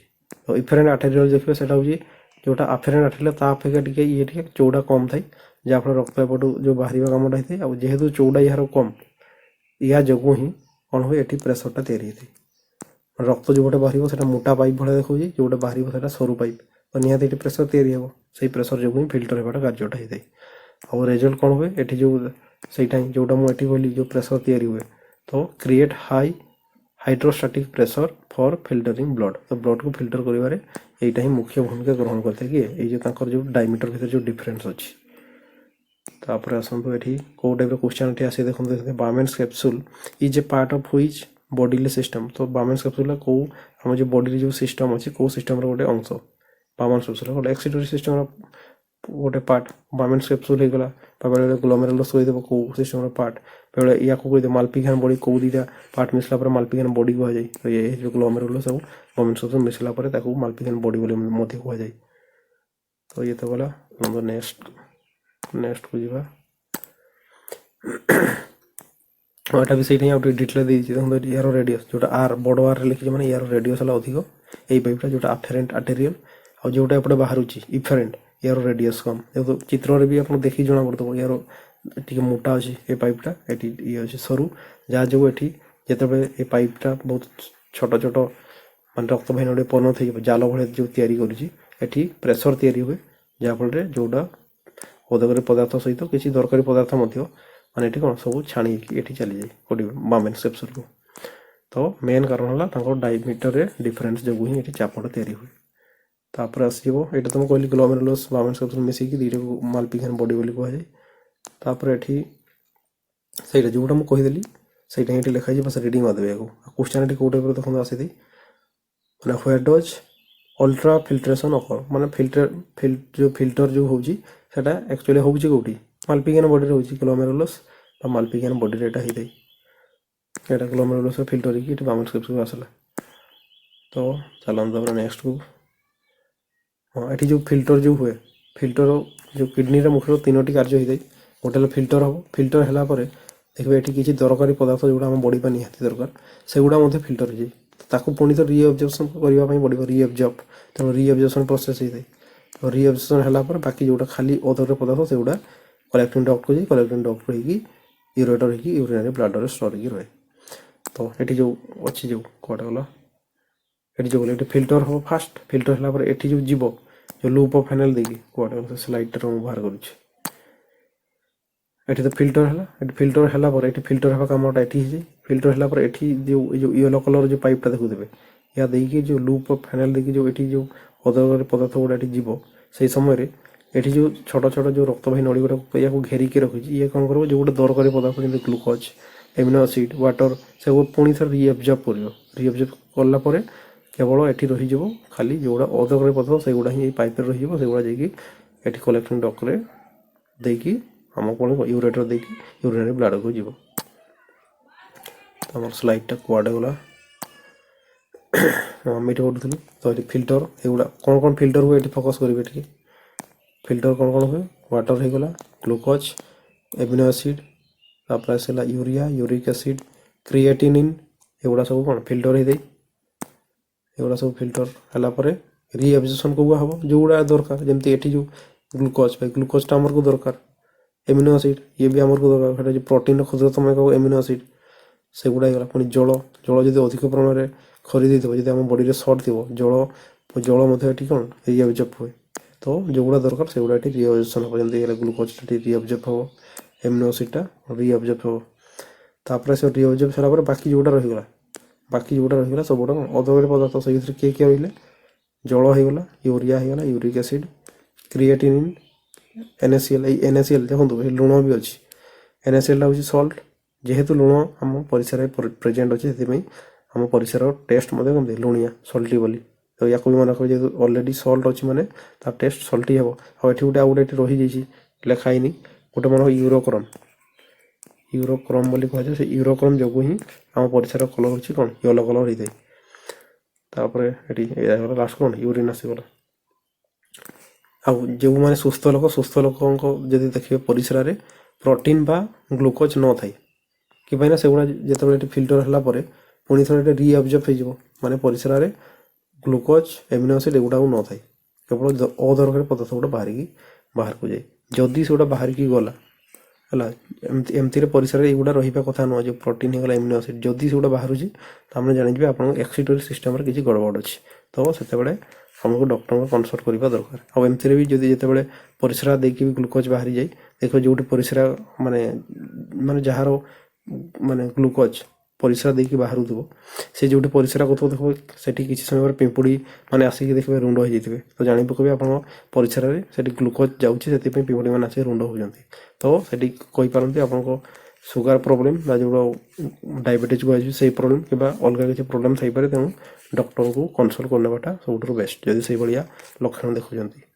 ତ ଏଠି କ୍ୱେଶ୍ଚନ୍ ଦେଖିବେ କେଉଁ ଟାଇପ୍ର କ୍ୱେଶ୍ଚନ୍ ଆସିଛି ଦ presence of glucose in urine indicates A failure in which step ମାନେ କେଉଁଟା ଏଠି କାରଣ ହେବ ଯଦି ଗ୍ଲୁକୋଜ୍ଟା ଆପଣଙ୍କ ପରିସ୍ରାରେ ପ୍ରେଜେଣ୍ଟ ଥିବ ତାହେଲେ କେଉଁ ପ୍ରୋସେସ୍ରେ ଆପଣଙ୍କ ପ୍ରୋବ୍ଲେମ୍ ଅଛି ବୋଲି ଆପଣ ଜାଣିବେ କେଉଁ ପ୍ରୋସେସ୍ ହେଇଯିବ ମାନେ ଯେଉଁଟା ରିଏବଜର୍ପସନ୍ ଆମ ଯେଉଁ ଏକ୍ସିଡର ସିଷ୍ଟମ୍ରେ ଯେଉଁଟା ଦରକାରୀ ପଦାର୍ଥ ସେଗୁଡ଼ା କ'ଣ ହେଉଛି ରିଏବଜର୍ପସନ୍ ହେଉଛି ତାମାନେ ଯଦି ଦରକାରୀ ପଦାର୍ଥ ଆପଣ ପରିସ୍ରା ଦେଇକି ବାହାରୁଛି ତାମାନେ ଆପଣଙ୍କ ରିଏବଜର୍ପସନ୍ ଠିକ୍ସେ ହେଉନି ତ ୟାକୁ ମନେ ରଖିବା ଏଇଟା କେଉଁ କାହାର ପାର୍ଟ ହେଇଗଲା ଏକ୍ସିଡରୀ ସିଷ୍ଟମ୍ର ପାର୍ଟ ଏକ୍ସକ୍ରିସନ୍ ସିଷ୍ଟମ୍ର ପାର୍ଟ ହେଇଗଲା ଯେଉଁଟାକି କ'ଣ ଏଠି ଦେଖନ୍ତୁ ଯେଉଁ ଡାଇବେଟିସ୍ ସୁଗାର ବାହାରିଲା ମାନେ କି ସେଇ ଡାଇବେଟିସ୍ଟା ହିଁ ବେଶୀ ଧରାଯାଏ ସୁଗାର ଠିକ୍ସେ ଆପଣଙ୍କ ସୁଗାର ବଡ଼ିରେ ମେଣ୍ଟେନ୍ ହେଇକି ରହୁନି।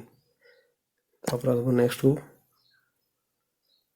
ଏଠି ସେଇଟା ହିଁ ଦେଇଦେଇଛି ଏଠି ଫିଲ୍ଟର ହେଲା ଫିଲ୍ଟରରେ କ'ଣ କ'ଣ ଫିଲ୍ଟର ହୁଏ ସେଇଗୁଡ଼ା ହିଁ ଲେଖିଦେଇଛି glucose water amino acid urea uric acid creatinine NaCl ଏଗୁଡ଼ା ହେଇଥାଏ। ତାପରେ ଏଠି କିଛି କ'ଣ କିଛି ଆଉ ଗୋଟେ ଏଠି କ'ଣ ଥିଲା ପାଶେଥର ନର୍ମାଲ ଫିଲ୍ଟ୍ରେସନ୍ ଆଉ କିଛି ଏଠି କ'ଣ ପ୍ରୋଟିନ୍ ମଧ୍ୟ ଚାଲିଯାଏ ବେଳେବେଳେ ପ୍ରୋଟିନ୍ ହେଲେ ଗ୍ଲୁକୋଜ୍ ଯେଉଁଟାକି ଆମକୁ ପରେ କ'ଣ ହୁଏ ଦରକାର ପଡ଼େ ତେଣୁ ସେଗୁଡ଼ା ହିଁ ଏଠି ରିଅବଜର୍ଭ ହେବ ଏଠି ଯେଉଁଟା ଗ୍ଲୁକୋଜ୍ ହେଇଗଲା ଏମିନୋ ଆସିଡ୍ ଏଗୁଡ଼ା ଆଉ କିଛି ଜଳ ଯଦି ଆମ ବଡ଼ିରେ ଜଳ କମ୍ ଥିବ ଯଦି ଅଧିକ ଜଳ ଏଠି ଫିଲ୍ଟର ହେଇକି ଚାଲିଯାଇଥିବ ଜଳ ମଧ୍ୟ ରିଅବଜର୍ଭ ହେବ ତ ୟାକୁ ଏଠି ଦେଖିବେ ଏଗୁଡ଼ା ପୁଣି ରିଅବଜର୍ଭ ହେବ ତାପରେ ରିଅବଜର୍ଭ ହେଲା ପରେ ବାକି ଯେଉଁଗୁଡ଼ା ରହିଗଲା ସେଠି କେବଳ ଏଠି ଥିବ ଫାଇନାଲରେ କ'ଣ ଯେତେ ସବୁ ଏଗୁଡ଼ା ଥିବ ଏଠି H+ କହିବାର ତ ଯେଉଁ ହାଇଡ୍ରୋଜେନ୍ ଏଠି ଯେମିତି ଗ୍ଲୁକୋଜ୍ରେ ଅଲରେଡ଼ି ହାଇଡ୍ରୋଜେନ୍ ଅଛି କାର୍ବନ୍ ମାନେ ଯେଉଁ ଗ୍ଲୁକୋଜ୍ ହେଇଗଲା ୟୁରିଆ ହେଇଗଲା ଏଗୁଡ଼ା ସହିତ ୟୁରିକ୍ ଆସିଡ୍ କ୍ରିଏଟିନିନ୍ NaCl ଏଗୁଡ଼ା ସବୁ କ'ଣ ମାନେ ବାହାରିଯାଏ। ତାପରେ ଏଠି ଆଉ ହଁ ଏଠି କ୍ୱେଶ୍ଚନ୍ ଦେଖିବେ ଏଠି କ୍ୱେଶ୍ଚନ୍ କେଉଁ ଟାଇପ୍ର ଆସିଥାଏ या गोटे focus during normal kidney filtration which substance is completely reabsorbed and absent in healthy urine जदि जनक सुस्थ लोकंकर यूरिन रे को सब्सटेंसटा एब्सेंट थाए मन रखे ग्लूकोज जी सुस्थ लोक थी बॉडी ठीक ठाक थी सेठी ग्लूकोज बाहर माने परिश्रा देगी जदि बाहर जानिबे आपन देह गड़बड़ अच्छी एक्सिटरी सिस्टम रे किंबा हे पारे आपन एक्सेसिव ग्लूकोज बॉडी रे अछि जो डायबिटीज बोली कहै तो टेस्ट करना बेटर तो ये होला तापरे नेक्स्ट एठी मो ऑलरेडी देखन सब स्लाइड रे एठी तळे मेंशन कर दिछि को एग्जाम पे सेटा इंपोर्टेंट कोठी एग्जाम माने को एग्जाम रे क्वेश्चन आसीथिला तो या कोठी नजर करथि तळे जोटा एग्जाम राडार जो लिखाई थो बॉक्स रे तापर तो नेक्स्ट फिर यूरिन रे कोन कोन सब थाई जो हम परिसेट बाहरिबो 2.7% यूरिया थाई 2% सॉल्ट 0.3% यूरिक एसिड आ सब तो अधिक 95% वाटर ही थाई वाटर रे गला आउ गोटे है ये क्वेश्चन या मन रखे जो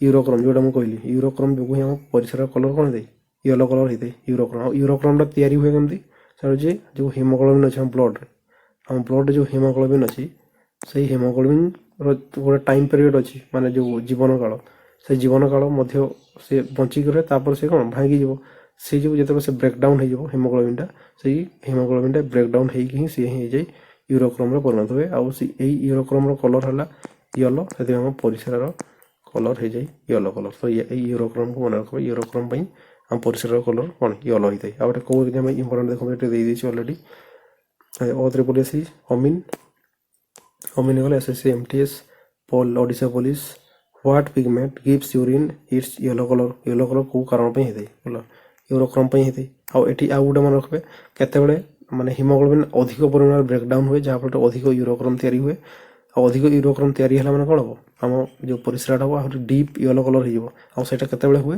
माने माने हिमोग्लोबिन केत अधिक परिमाण भांगे जो आप हाई डोजर मेडिसिन खाइबे ये बॉक्स रे लिखी दीजिए ऑलरेडी जो आप हाई डोजर मेडिसिन जी खाऊ अधिक मात्रा जी आल्कोहल जी ड्रिंक करूँ ता जो कौन हुए आम हिमोग्लोबिनटा अधिक मात्रा भांगे अधिक मात्रा हिमोग्लोबिन भांगे माने यूरोक्रम भी अधिक तैयारी हम यूरोक्रम अधिक तैयारी है माने ब्लड कलर अधिक हलदिया कलर होता है तो या गोटे ये मन रखिए तो ये तो होगा ये पीएच भी मन रखिए पीएच है 6 हम जो यूरिन पीएच 6 मैंने कहींपारती माने स्लाइटली एसिडिक जब 7 हो 7 न्यूट्राल होता ये पीएच 6 माने माने माने कौन माने पाखापाखि माने स्लाइटली एसिडिक टाइप ତାପରେ ଆସନ୍ତୁ ନେକ୍ସଟକୁ, ଏଇଟା ସେଇଟା ହିଁ ଦେଇଛି ଯେଉଁ ଆମ ପରିସରର କେତେ ପରିମାଣ କ'ଣ କ'ଣ ଅଛି ଏଇଟା ଆପଣ ସ୍କ୍ରିନସଟ୍ କରିକି ନେବେ।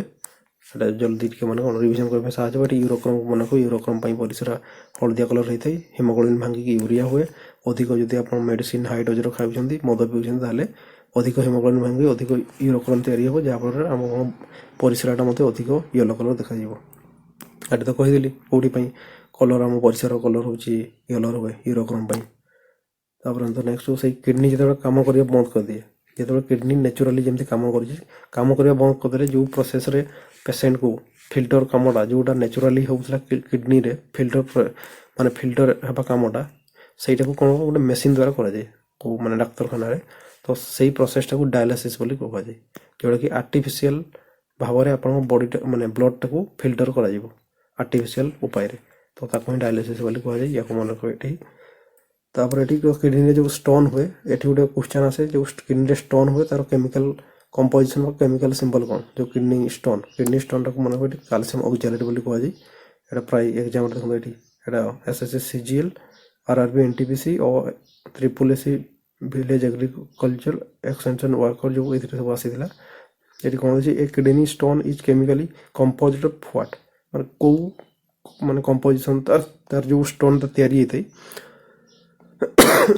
କିଡ଼ନୀରେ, ତାର କମ୍ପୋଜିସନ୍ କେମିକାଲ ଫର୍ମୁଲାଟା ପଚାରିଛି। ତ କ୍ୟାଲସିୟମ୍ ଅକ୍ଜାଲେଟ୍ ୟାକୁ ମନେ ରଖିବ ଏଠି।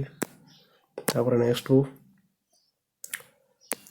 ଆସିଛନ୍ତି, ହଁ ସେଇଟା ହିଁ ଦେଇଛି ଏଠି ଷ୍ଟୋନ୍ର, କିଡ଼ନୀ ଷ୍ଟୋନ୍ ହୁଏ ଆଉ କେମିକାଲ ନା। ତାପରେ ଏଠି ଡାୟାଲିସିସ୍ରେ କେଉଁମାନଙ୍କୁ ରଖାଯାଏ, ଯେତେବେଳେ ନ୍ୟାଚୁରାଲି ଯେଉଁ ଆପଣ କିଡ଼ନୀ ଅଛି କାମ କରିବା ବନ୍ଦ କରିଦେବ, ତାକୁ ଆର୍ଟିଫିସିଆଲ ଉପାୟରେ ଡାକ୍ତରଖାନାରେ ଏଇଭଳିଆ କ'ଣ ଯେ ମାନେ ବ୍ଲଡ଼ଟାକୁ ଫିଲ୍ଟର କରାଯାଏ, ତାକୁ କୁହାଯାଏ ଡାୟାଲିସିସ୍। ଏଇଟା କ'ଣ ଦେଇଛି, ତା ଟ୍ରିଟମେଣ୍ଟ କ'ଣ ଦ ହ୍ୟାଣ୍ଡେଲ୍ ବାଇ ଏ ଡାୟାଲିସିସ୍ ମେସିନ୍। ଏଠି ଯେଉଁ ମେସିନ୍ଟା ୟୁଜ୍ କରାଯାଏ, ମାନେ ଏଇ ଡାୟାଲିସିସ୍ ମେସିନ୍ଟା କିଡ଼ନୀର କାମ କରୁଥାଏ, ଇଏ ଫିଲ୍ଟର କରିବା କାମଟା। ଆଉ ଏଠି କ'ଣ act as an artificial kidney to filter blood mechanically. ଏଠି ସେଇଭଳିଆ ତିଆରି କରାହେଇଥାଏ, ମାନେ କିଡ଼ନୀ ଭଳିଆ ଇଏ କାମ କରେ। କ୍ୱେଶ୍ଚନ୍ ତ କହିଲି କେଉଁଠି ଭଳିଆ ଆସିଥାଏ, ଯେଉଁଟା ଅଲରେଡ଼ି ପୂର୍ବ ସ୍ଲାଇଡ଼୍ରେ ଏଇଟା ହିଁ ଥିଲା, ମାନେ ଯେଉଁ ଷ୍ଟୋନ୍ର କେମିକାଲ ସିମ୍ବଲ। ତାପରେ ଆସନ୍ତୁ, ହଁ ଏଠି କିଡ଼ନୀ ହେଉଛି ଫିଲ୍ଟର କରିବା କାମ କରେ। କିଡ଼ନୀ ଫିଲ୍ଟର କରିବା ଛଡ଼ା ଆଉ କ'ଣ କାମ କରିଥାଏ, ଯଦି ଦେଖିବେ ଗୋଟେ ମାନେ ୱାଟର ବାଲାନ୍ସ କରିବାରେ ମଧ୍ୟ କିଡ଼ନୀର କାମ କରିଥାଏ। ଯେଉଁ ଅତ୍ୟଧିକ ଜଳକୁ କ'ଣ ୟୁରିନ୍ ଆକାରରେ ବାହାରକୁ କରିଦେବା, କିମ୍ବା ଯେତେବେଳେ ବଡ଼ିରେ ପାଣିର ପରିମାଣ କମ୍ ଥିବ, ପୁଣି ଥରେ ଫିଲ୍ଟର କରିସାରିଲା ପରେ ଅତ୍ୟଧିକ ଜଳ ଯଦି ଲସ୍ ହେଉଥିବ ଆମ ପରିସ୍ରା ଦେଇକି, ତାକୁ ପୁଣି ଥରେ ରିଅବଜର୍ଭ କରିକି ପୁଣି ଥରେ ବଡ଼ିରେ ମେଣ୍ଟେନ୍ କରିକି ରଖିଥାଏ ଜଳକୁ। ତ ଜଳ ହେଇଗଲା, ଜଳକୁ ଗୋଟେ ୱାଟର ବାଲାନ୍ସ କରିବାରେ ସାହାଯ୍ୟ କରେ। ଆଉ ହେଲା ବ୍ଲଡ଼ ପ୍ରେସର, ଯେହେତୁ ଆମ ବଡ଼ିରେ ଯେତିକି ସବୁ ବ୍ଲଡ଼ରେ ଯେଉଁ ସବୁ ଅଦରକାରୀ ପଦାର୍ଥ ଅଛି ତାକୁ ସେ କ'ଣ କରୁଛି, ବାହାର କରୁଛି। ଯଦି ନ ବାହାର କରିବ, ବ୍ଲଡ଼ ଆଉ ପୁଣି ଅଦରକାରୀ ପଦାର୍ଥ ମିଶିଗଲେ ବ୍ଲଡ଼ର ପରିମାଣ ବଢ଼ିଯିବ, ଯାହାଫଳରେ ଆମର ଧମନୀରେ ପ୍ରେସର ଅଧିକ ତିଆରି ହେବ, ଯାହାଫଳରେ ବ୍ଲଡ଼ ପ୍ରେସର ବଢ଼ିବାର ଚାନ୍ସ ଅଧିକ। ତେଣୁ ବ୍ଲଡ଼ ପ୍ରେସରକୁ ବି ମଧ୍ୟ ସେ କଣ୍ଟ୍ରୋଲ କରୁଛି, ଯେତେ ସବୁ ଅଦରକାରୀ ପଦାର୍ଥକୁ ବାହାର କରିକି। ତ ଇଏ ହେଇଗଲା ଏକରେ ବ୍ଲଡ଼ ପ୍ରେସରକୁ ମଧ୍ୟ ମେଣ୍ଟେନ୍ କରୁଛି। ତାପରେ ସେ ହେଲା RBC ପ୍ରଡକ୍ସନରେ ମଧ୍ୟ ସାହାଯ୍ୟ କରେ। ଯେଉଁ ଆମର କିଡ଼ନୀ ଅଛି, କିଡ଼ନୀରେ ଗୋଟେ ହରମୋନ୍ ଖରିଦ ହୁଏ, ଯାହାର ନାଁ ହେଲା ଏରିଥ୍ରୋପଏଟିନ୍। ସେ ଏରିଥ୍ରୋପଏଟିନ୍ କ'ଣ କରେ, ଯେଉଁ ବୋନ୍ ମେରୋରେ କ'ଣ କରେ, ଯେଉଁ ବ୍ଲଡ଼ ତିଆରି ହୁଏ RBC ତିଆରି ହେବା କାମଟାକୁ ଆଉ ଟିକେ ତା ରେଟ୍ଟାକୁ ବଢ଼େଇ ଦିଏ। RBC ତିଆରି ହେବା କାମଟାକୁ କ'ଣ ଆଉ ଟିକେ ସେ ବଢ଼େଇବା କାମଟା କରିଦିଏ ଏରିଥ୍ରୋପଏଟିନ୍ ହରମୋନ୍, ଯେଉଁଟାକି ଖରିଦ ହୋଇଥାଏ କିଡ଼ନୀରୁ। ଏଠି ଦେଖନ୍ତୁ କ୍ୱେଶ୍ଚନ୍ କୋଉଠି ପୁରା ଆସେ, which organ secrete erythropoietin to stimulate RBC production. ଏଠି ଦେଖନ୍ତୁ ଏରିଥ୍ରୋପଏଟିନ୍ ହରମୋନ୍ କି କ୍ଷରିତ କରେ, ଯିଏକି RBC ପ୍ରଡକ୍ସନ୍କୁ ଆଉ ଟିକେ ବଢ଼େଇ ଦିଏ। ହେଇଯିବ କିଡ଼ନୀ ହେଇଗଲା। କ୍ୱେଶ୍ଚନ୍ ଦେଖନ୍ତୁ OPS ASO SSC CPO ଏସବୁରେ ଅଲରେଡ଼ି ଆସିଥିଲା କ୍ୱେଶ୍ଚନ୍। ତାପରେ ନେକ୍ସଟ ଆସନ୍ତୁ, ହଁ ସେଇଟା ହିଁ ଏଠି ଲେଖା ହେଇଛି ଏରିଥ୍ରୋପଏଟିନ୍ ହରମୋନ୍ ବିଷୟରେ, ଯିଏକି ବ୍ଲଡ଼ ମାନେ RBCର ପ୍ରଡକ୍ସନରେ ସାହାଯ୍ୟ କରେ। ଆଉ ତ ୟାକୁ ମନେକର 120/80 ମିଲିମିଟର ମର୍କ୍ୟୁରି, ଯେଉଁକି ସାଧାରଣ ବ୍ଲଡ଼ ପ୍ରେସର, ଯେଉଁଟାକି ସିଷ୍ଟୋଲିକ୍ ବାଇ ଡାଏଷ୍ଟୋଲିକ୍ର ଅନୁପାତକୁ ବ୍ଲଡ଼ ପ୍ରେସର କୁହାଯାଏ। ଏଇଟା ଅଲରେଡ଼ି ପଢ଼େଇ ସାରିଛି, ଯେଉଁମାନେ ଜାଣିନାହାନ୍ତି ପୂର୍ବ କ୍ଲାସ୍ ଦେଖି ନିଅନ୍ତୁ, ଡିଟେଲ୍ ଜାଣିବେ। କ୍ୱେଶ୍ଚନ୍ ତ ଏଇଟା ଅଲରେଡ଼ି ଆର ସ୍ଲାଇଡ଼୍ରେ ମଧ୍ୟ ଏଇ କ୍ୱେଶ୍ଚନ୍ ଥିଲା, ସେଇଟା ହିଁ ଏଠି ଲେଖା ହେଇଛି। ତ ଏଠି କହିଦେଲି ଆକ୍ଟିଭଲି କ'ଣ regulate body water volume and maintain blood ପ୍ରେସରକୁ ଇଏ କଣ୍ଟ୍ରୋଲ କରେ ଏ କିଡ଼ନୀ। ତାପରେ ନେକ୍ସଟକୁ ଆସନ୍ତୁ, ଏଇଟା ଆଉ କ'ଣ ଗୋଟେ ତାହେଲେ କିଡ଼ନୀ ବିଷୟରେ ପଢ଼ିଲି, ଯେ କି ଏକ୍ସିଟୋରି ସିଷ୍ଟମ୍ର ଗୋଟେ ମାନେ ପ୍ରାଥମିକ ଅଙ୍ଗ। ତା ସହିତ କେଉଁମାନେ ଆମ ବଡ଼ିରେ ଯେଉଁ ସବୁ ଅଦରକାରୀ ପଦାର୍ଥ ଅଛି ତାକୁ ବାହାର କରିବାରେ ସାହାଯ୍ୟ କରନ୍ତି। ତ ଗୋଟେ ଦେଖିଲା ଲଙ୍ଗ୍ସ ଆସିଗଲା। ଲଙ୍ଗ୍ସ ଦ୍ୱାରା କ'ଣ ହୁଏ, जो आम निश्वास छाड़ुचु निश्वास छाड़ला बेले जो आम कटरिकार जो गैस एक्सचेंज हो कार्बन डाइऑक्साइड और ऑक्सीजन आम बॉडी जितकी भी कार्बन डाइऑक्साइड तैयारी हो सेटा कटरिका को आसे से कार्बन डाइऑक्साइडटा जो आम निश्वास छाड़ुचु से बाहरी आसे तो कार्बन डाइऑक्साइड भी बाहर ता सहित कार्बन डाइऑक्साइड गोटे गुण अच्छी से कौन गरम तापमात्रा को धरी रखे जेहेतु ये तापमात्रा को धरी रखे मैंने ये गरम गैसटा हट गैस कार्बन डाइऑक्साइड और हट गैसटा जो ये कटरिका देकी ये जो श्वास नली देकी जो बाहर से समय कौन हुए जिते सब जल अंश अच्छी तो मैंने किसी जल अणु को से जलीय बाष्प आकार में से बाहर कर दिए से देखिए आप जो निश्वास छाड़ुवे जब आप हाथटा नाक सामने रखिए आपन को गरम अनुभव हो ता कारण है से जो कार्बन डाइऑक्साइड अधिक परिमाण बाहर सहित सी जेहेतु गरम अच्छी जल को जो जलीय अंश अच्छी जल को से जलीय बाष्प आकार में आम बॉडी रू कौन बाहर करुच्ची तो लंग्स होगला जी कि कार्बन डाइऑक्साइड आउ वाटर वेपर को बाहर कर साहाय्य करे तेणु या भी गोटे कहीपर सेकेंडरी एक्सिटरी ऑर्गन कहीपर लंग्स को सेमती है जदि स्किन देखिए स्किन रे दी प्रकार ग्रंथि देखा मिले गोटे स्वेट ग्लैंड श्वेत ग्रंथि और गोटे ऑयल ग्रंथ तैल ग्रंथि जो झाड़ जो तैयारी करे कौन स्वेट ग्रंथि बोली कहुए माने स्वेट ग्लैंड से कौन करे जो आम बॉडी रे पानी को बाहर करने सहित से पानी मैं जल अणु सहित किसी परिमाण यूरिया को बाहर कर दिए तो जार यूरिया देखिए कहार कहार अधिक परिमाण बाहरी थे झाड़ माने झाड़ देकी तो तार अधिक दुर्गंध टी बासना हुए तो जार कम एत माने जना पड़ेनी तो या मन रखे जोटा आम जो स्किन जो स्वेट ग्लैंड अच्छी सी एक्सिटरी ऑर्गन भाई गोटे कम करे एमती आसगला जो ऑयल ग्लैंड अच्छी देखिए आप बॉडी जो अधिक माने जो आप बॉडी जो स्नेह सार जाती फैट जो अच्छी माने जो अदरकारी फैट कौटा जो अनसैचुरेटेड फैट जोटा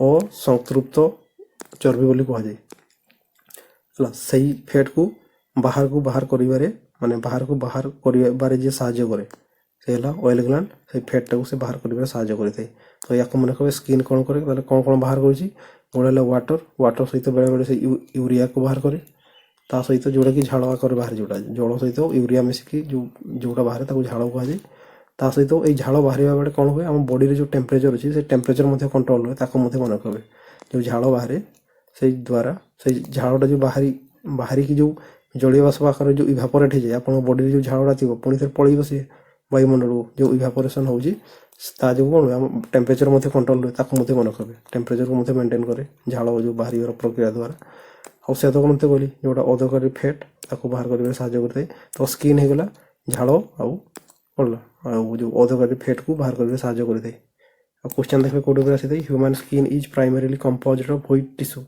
कौ टिश्यू तैयारी आमर जो स्किनटा एपिथेलियल टिश्यू तो टिश्यू विषय जो नेक्स्ट क्लास आनी टिश्यू विषय से डिटेल डिस्कसन करवा एवं खाली जानी था स्किनटा कौ टिश्यू तैयारी एपिथेलियल टिश्यू तैयारी तो ये गला आमर लंग्स और स्किन तापर आसतु हाँ से ये स्किन विषय ही देखी जो स्वेट ग्लैंड आउ जो ग्लैंडटा ऑयल ग्लैंड से ग्लैंड को सेबासियस ग्लैंड बोली भी कहुए या मन रखे एपिथेलियल टिश्यू तैयारी स्किनटा ये तो कहली अलरेडी ये तो कहली वाटर देखी यूरिया बाहरी थे झाड़ देकी तापर ये कौन बॉडी को कूल कर माने ठंडा कर साहाय्य करे झाड़टा जो कहली पूर्वर ऑयल ग्लैंड अच्छी जो कौन अनसैचुरेटेड फैट को बाहर कर साहाय्य करते आसगला आउट कौन हाईली एक्टिव ड्यूरिंग हट वेदर जो गरम दिन में यहाँ सब कौन बहुत एक्टिव होता है देखो गरम दिन में जो आप झाड़ बाहर सहित आप बॉडी को छुईबे देखो ऑयली टाइप माने स्लीप मारला भाई लगुव ऑयली मैंने तेलुआ देखा जाए तो सही समय खरा दिन कौन यहाँ अधिक एक्टिव होता है जोटा ऑयल ग्लैंड आटे क्वेश्चन कौटे आसी देखो sweat primarily contains water salt and trace amount of which nitrogenous waste माने आम जो झाड़ अच्छी झाड़ कौन अच्छी जल भी अच्छी आ सहित लुण भी अच्छी झाड़टा देखिए कभी जो टेस्ट करेंगे लुणिया लगे जानते से झाड़ लुण अच्छी तो जल लुण सहित आउ कौटा अच्छी जोटा कि नाइट्रोजेन से मिसिक अच्छी कौन कहे यूरिया कहुए तो यूरिया को मन रखिए ये आस नेक्स्ट को हाँ यहाँ तो कहली लंग्स कौन करे कार्बन डाइऑक्साइड सहित जल को माने बाहर कर कम करते तेणु या गोटे सेकेंडरी पार्ट कहुए एक्सिटरी सिस्टम और क्वेश्चन देखिए कौ टाइप आसी ये अलरेडी मेंशन कर दी SSC GD constable ICDS supervisor besides respiration माने रेस्पिरेशन छड़ा human lungs also assist in the excretion of what माने कौ ପଦାର୍ଥଟାକୁ ଏକ୍ସକ୍ରିଟ୍ କରିବାରେ ବାହାର କରିବାରେ ଲଙ୍ଗସ୍ ସାହାଯ୍ୟ କରିଥାଏ। ହେଇଗଲା କାର୍ବନ ଡାଇଅକ୍ସାଇଡ୍ ଆଉ ଜଳ ୟାକୁ ହେଇଗଲା। ବା ଜଳ ମାନେ ଜଳଟାକୁ କ'ଣ ମାନେ ଭେପର ଆକାରରେ ବାଷ୍ପ ଆକାରରେ ବାହାର କରେ, ତେଣୁ ୱାଟର ଭେପର ବୋଲି କୁହାଯାଏ। ଆଉ କାର୍ବନ ଡାଇଅକ୍ସାଇଡ୍ ଆଉ ୱାଟର ଭେପରକୁ ବାହାର କରିବାରେ ସାହାଯ୍ୟ କରେ। ଏଠି ଅଲରେଡ଼ି ମୁଁ ମେନସନ୍ କରିଦେଇଛି। ତ ପିପିଟିର ମୁଁ ସେଇଭଳିଆ ଡିଜାଇନ୍ ମାନେ କରିକି ଆଣିଛି, ଯେମିତି ଆପଣ ପିପିଟିକୁ ଦେଖିକି ଆପଣଙ୍କ ଅଧା ତ ପିପିଟି ଦେଖିକି ମନେ ରଖିଯିବ। ମୁଁ କଷ୍ଟ କରିବା ପାଇଁ ପଡ଼ିବନି, ପିପିଟି ଦେଖିକି ହିଁ ମନେ ରହିଯିବ। ତ ଆପଣ ଆଉ 2x ସ୍ପିଡ଼୍ରେ ଆଉ ଥରେ ଦେଖିଦେବେ କ୍ଲାସ୍ ସରିଲେ, ଆଉ ଟିକେ ଜଲ୍ଦି ଆପଣଙ୍କୁ ରିଭାଇଜ୍ କରିବେ ସହଜ ହେବ। ତାପରେ ତ ନେକ୍ସଟକୁ ହଁ ଏଠି ହେଇଛି ରିଭିଜନ୍ ପାଇଁ ଯାହା ଆମେ ପଢ଼ିଲେ। ଏଠି ଯେଉଁ ଲାଷ୍ଟରେ ମୁଁ ଯେଉଁ 2ଟା ସ୍ଲାଇଡ୍ ଏଠି ଏଡ୍ କରିଛି ଟେବୁଲାର ଫର୍ମାଟ୍ରେ, ଏଠି ସବୁଗୁଡ଼ା ଇମ୍ପୋର୍ଟାଣ୍ଟ ଅଛି। ୟାକୁ ଆପଣ ନିହାତି ଦେଖିକି ଯିବେ। ମେନ୍ ପ୍ରଥମେ ଆସିଲା କିଡ଼ନୀ ଯଦି ଦେଖିବେ ସିଏ ଯେଉଁଗୁଡ଼ା ଫିଲ୍ଟର କରେ, ୟୁରିଆ ହେଇଗଲା, ୟୁରିକ୍ ଏସିଡ୍, କ୍ରିଏଟିନ୍, ଏଗୁଡ଼ା ସେ ଫିଲ୍ଟର କରେ। ତା ସହିତ ଆଉ କ'ଣ କରେ, ୟୁରୋକ୍ରୋମ୍। ଏଠି ମୁଁ ୟୁରୋକ୍ରୋମ୍ଟା ଲେଖିନି, ମାନେ ୟୁରୋକ୍ରୋମ୍ଟା କେଉଁଟା, ହଁ ଏଠି ଅଛି।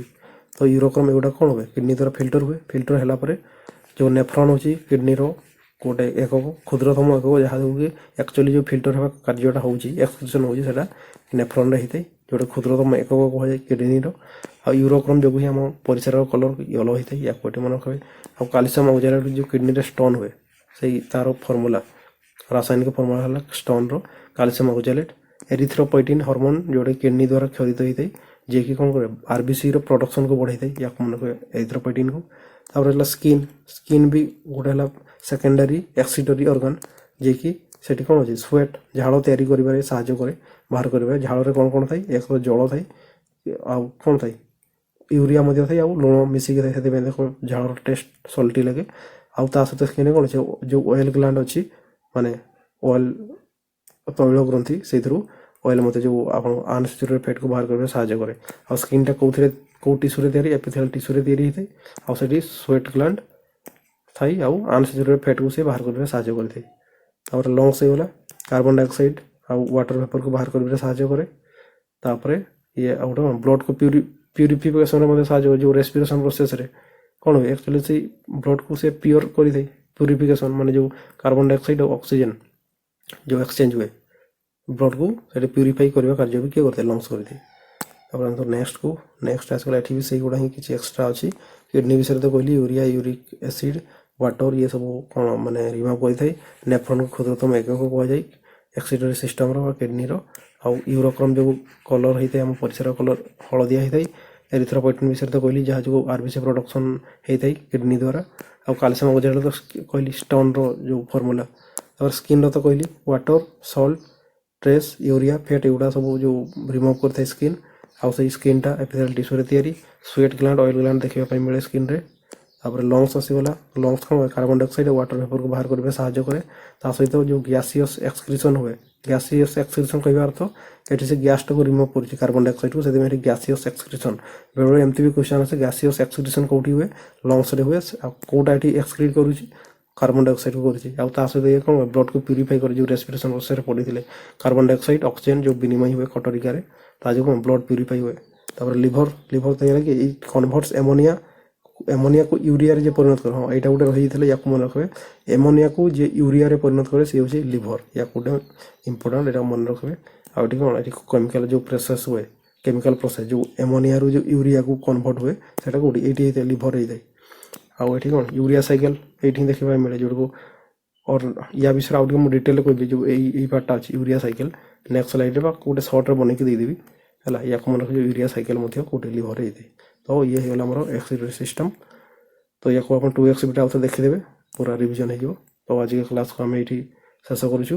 ନେକ୍ସଟ କ୍ଲାସ୍କୁ ୟାର ପାର୍ଟ 2 ଯାହା ବି ଆଉ ଅଛି, ଯେଉଁଗୁଡ଼ାକି ଗଛରେ କେମିତି ଏକ୍ସକ୍ରିସନ୍ ହୁଏ, ଅଲଗା ପଶୁପକ୍ଷୀମାନଙ୍କର କେଉଁ ଏକ୍ସିଟରୀ ଅର୍ଗାନ୍ କ'ଣ ତା ବିଷୟରେ ଆଉ ଗୋଟେ ଡିଟେଲରେ ଦେଖିବା।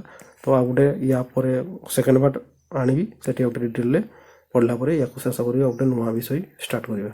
ତ ଆଜିକା କ୍ଲାସ୍କୁ ଏଇଠି ରଖୁଛି।